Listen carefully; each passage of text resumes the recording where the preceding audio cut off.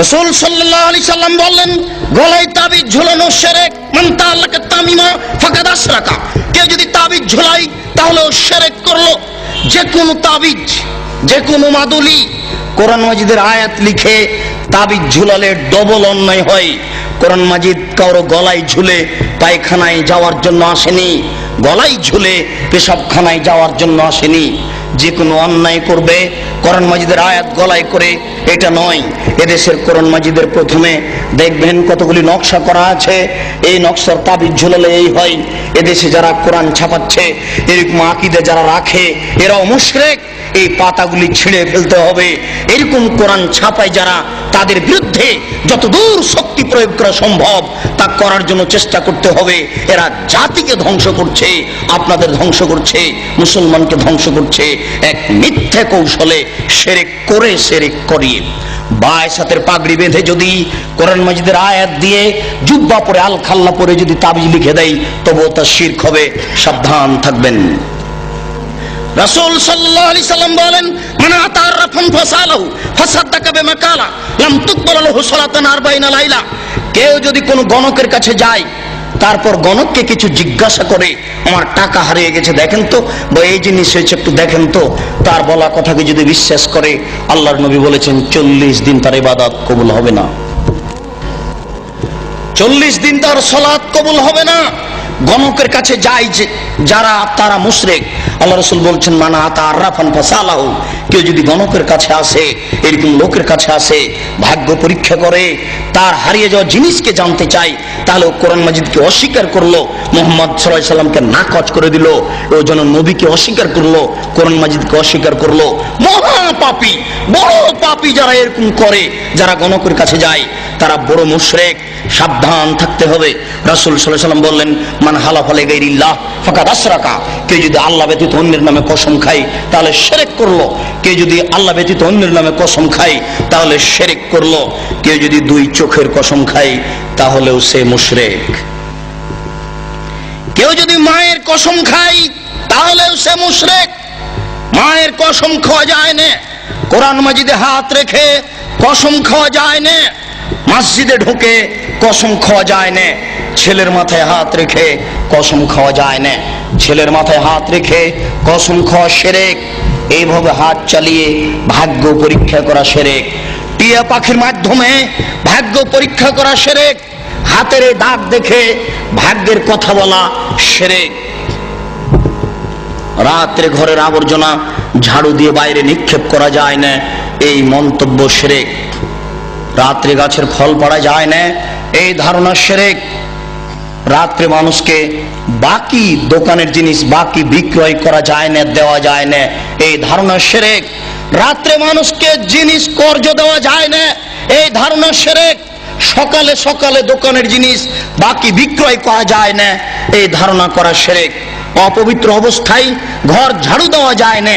আপনার স্ত্রী, আপনার বৌমা অপবিত্র অবস্থায় ফরজ গোসল না করে ভাত রান্না করতে পারে না, ঘর ঝাড়ু দিতে পারে না, এইগুলি ধারণা করা শিরক। আপনার স্ত্রী, আপনার বৌমা অপবিত্র অবস্থায় ফরজ গোসল না করে সব কিছু করতে পারে, ঘর ঝাড়ু দিতে পারে, ভাত রান্না করতে পারে, ভাতের পাতিল থেকে ভাত বের করতে পারে, মানুষকে খাবার দিতে পারে, পারে না নামাজ পড়তে, সালাত আদায় করতে, পারে না কোরআন তেলাওয়াত করতে, এ ব্যতীত যা কাজ আছে সবকিছুই করতে পারে। দিনাজপুরের জনৈক হেডমাস্টার আমাকে বলছেন, আব্দুল রাজ্জাক সাহেব, একটা গোপন জিজ্ঞাসা আপনার কাছে করছি, মনে কিছু নিয়েন না। আমরা অপবিত্র অবস্থায় রাত্রে ঘুম থেকে উঠে বা বিছানা থেকে উঠে হাতে রুমাল জড়াই। হাতে রুমাল জড়ানোর পরে ওই যে দরজাতে যে খিল আছে, বন্ধ করা আছে খিল, ওটা বুঝেন কি? ওই খিলটা হাতে গামছা জড়ানো অবস্থায় খুলি, কেননা এ হাত যদি কাঠের সাথে লেগে যায় তাহলে কাঠ অভিশাপ করবে। একজন হেডমাস্টারের কি আকীদা! তারপরে বললেন, এই যে বাড়ির বাহির পর্যন্ত, স্যান্ডেল পর্যন্ত চকি থেকে নিয়ে এখানে চটছালা বিছিয়ে রেখেছি, অপবিত্র অবস্থায় যদি পা মাটিতে রেখে দিই তাহলে মাটি অভিশাপ করবে। এই জন্য বিছান থেকে স্যান্ডেল পর্যন্ত চটছালা বিছিয়ে রেখেছি, চটছালার উপর দিয়ে গিয়ে স্যান্ডেল পরব। একজন মাস্টারের আকীদা এরূপ। এই দেশে এরকম আকীদা চলে। গরুকে লাথি মারা যায় না, এই ধারণা শিরক। ধানের উপর দিয়ে জুতা পায়ে দিয়ে হাঁটা যায় না, এই ধারণা শিরক। হাত থেকে গ্লাস পড়ে গেলে কুটুম্ব আসতে পারে, এই ধারণা শিরক। ঘরের উপরে কাক ডাকছে কেউ আসতে পারে, এই ধারণা শিরক। তুলসীর গাছ উঠিয়ে ফেললে বা তুলসীর গাছ ভেঙে ফেললে বা তাতে লাথি মারলে ক্ষতি হতে পারে, এই ধারণা শিরক। এমন দুনিয়াতে কাজ ও কর্ম আছে যেগুলি করলে এই হতে পারে, এই হতে পারে, এরকম নামে যত মন্তব্য আছে এইগুলি সব শিরকের অন্তর্ভুক্ত। সাবধান থাকুন। রাসূল সাল্লাল্লাহু আলাইহি সাল্লামের ভাষায় বোঝা যাচ্ছে ছবি ও মূর্তি হচ্ছে শিরকের উৎস। আল্লাহ রাসূলের কথাই বোঝা যাচ্ছে ছবি ও মূর্তি হচ্ছে শিরকের উৎস। আলী রাদিয়াল্লাহু তাআলা আনহু বলেন, রাসূল সাল্লাল্লাহু আলাইহি সাল্লাম এক বৈঠকে বললেন, আলী লা তাদু তিনসালান ইল্লা তামাস্তাহু ওয়ালা কাবরান মুশরিফান ইল্লা শাওয়াইতাহু। আলী তুমি ছাড়বে না কোনো উঁচু কবর, সবকে ভেঙে সামান করে দাও। আলী তুমি ছাড়বে না কোনো ছবি মূর্তি, সবকে ভেঙে খান খান করে দাও, চৌচির করে দাও। বাড়িতে যে নেতা নেত্রীর ছবি ঝুলে রেখেছেন, এরকম ছবিকে সম্মান করা শিরক। পিতামাতার যে ছবি আপনি বাড়িতে ঝুলে রেখেছেন, এরকম ছবিকে সম্মান করা শিরক, ছবিকে মূল্যায়ন করা শিরক। আপনার ছেলে মেয়ের পাসপোর্ট সাইজের ছবি রেখে, আপনার ছেলে মেয়ের লেখাপড়ার জন্য, পরীক্ষা দেওয়ার জন্য পাসপোর্ট সাইজের ছবি রেখে বাড়িতে যত ছবি আছে অ্যালবামের সমস্ত ছবির মুখের উপরে লাথি মেরে সবকে ছিঁড়ে চৌচির করে দিতে হবে, পানিতে আগুনে পুড়িয়ে দিতে হবে, পানিতে ফেলে দিতে হবে। একে মূল্যায়ন করা যাবে না। 1971 সাল থেকে নিয়ে আজ পর্যন্ত এদেশের মাটিতে যত মূর্তি তৈরি করা হয়েছে, সমস্ত মূর্তিকে ভেঙে খান খান করে দিতে হবে, চৌচির করতে হবে। আপনি না পারলে আপনার ছেলে করবে, আপনার ছেলে না পারলে তার ছেলে করবে। কেউ যদি ভাঙতে না পারে, তাহলে যেদিন ঈসা আলাইহিস সালাম আসবেন, সেদিন এদেশের ছবি মূর্তিকে লাথি মেরে ভেঙে চৌচির করে দিবেন। সেদিন কোনো মায়ের বেটা ঠেকাতে পারবে না। কেন? আল্লাহ রাসূল বলেছেন, ইয়াদখুলুল ইসলাম ফি কুল্লি বাইতি মাতারিন ওয়া বারিন ওয়া ইজ্জি আজিজিন ওয়া জুল্লি জালালিন। প্রত্যেক ইটের বাড়িতে ইসলাম প্রবেশ করবে, প্রত্যেক খড়ের বাড়িতে ইসলাম প্রবেশ করবে, শহরের বাড়িতে ইসলাম প্রবেশ করবে, গ্রামের বাড়িতে ইসলাম প্রবেশ করবে। সম্মান সহকারে, না হয় অপমান সহকারে। সবাই যদি ইসলাম মেনে নেয় তাহলে মর্যাদার হানি হবে না, আর যদি ইসলাম না মানে তাহলে পিটিয়ে ইসলাম গ্রহণ করতে বাধ্য করা হবে, ব্যক্তিকেই পিটিয়ে বাধ্য করা হবে। তাহলে ছবি মূর্তিকে সে সম্মান দেবে কি করে?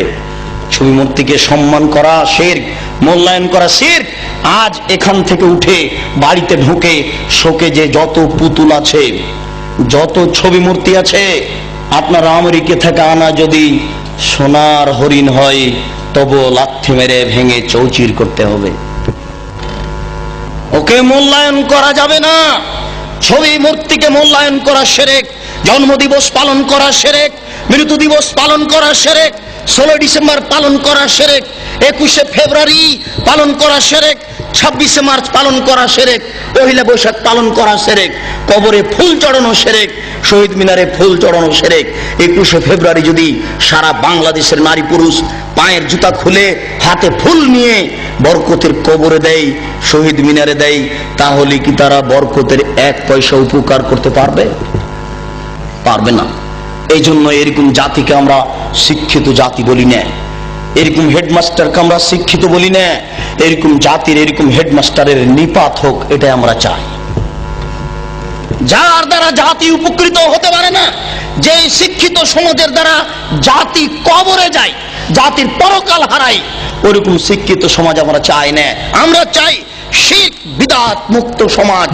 যে শিরক বিদআত মুক্ত সমাজে আল্লাহকে সন্তুষ্ট করতে পারবো।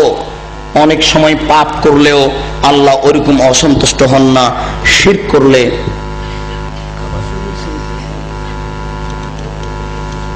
কাবা শরীফে যদি শিরক থাকে তবুও শিরক, কাবা শরীফে যদি ছবি থাকে তবুও শিরক। পৃথিবীর যেখানে ছবি থাক না কেন অবশ্যই তা শিরক। যেখানেই থাক না কেন, কাবা শরীফের ছবি মূর্তি ছিল, অনেক মূর্তি ছিল সেখানে। হবল নামে একটা মূর্তি ছিল কাবা শরীফের ঘরের পাশে, হবল, সেটাই বেশি মূল্যায়ন কর। সেই হবল মূর্তির পাশে ছিল একটা পাতিল, সেই পাতিলে ছিল 3টা খড়ি, অর্ধ হাত হোক আর 1 হাত হোক 3টে খড়ি ছিল।